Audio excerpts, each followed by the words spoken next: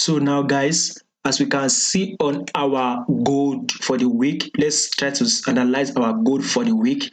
Now let's take this as a fall on our gold, and we are going to be taking this as a retracement.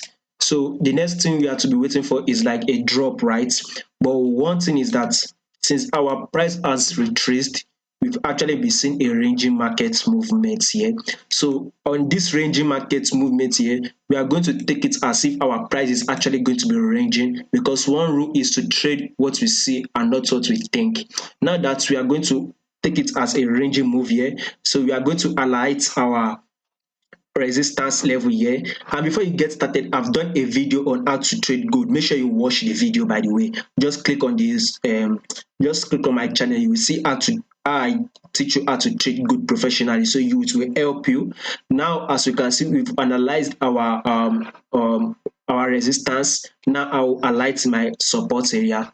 So definitely we should see our price drops to our support, then actually push up again to hit this our resistance level. So we would want to be seeing a ranging move on our gold. By the way, we are still ranging with our gold. So probably if our price tends to break below it, then we'll continue to fall.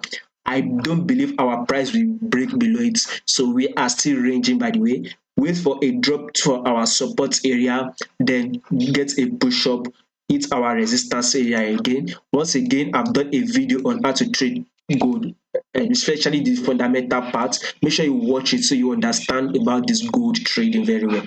So this is exactly what we are seeing for this week. A price drops to our support, then pushes up to our resistance, and possibly drop to our support again. So on our daily time frame, we are still ranging, or our 4-hour time frame, as we can see, we are still ranging. By the way, we still want to be seen. As we can see a rejection here, our price falls here, so we would see probably be seeing a fall again, hit our support area and see a bullish move, as we can see here as our support area. So that is my analysis. If you find this video helpful, don't forget to subscribe, like and share.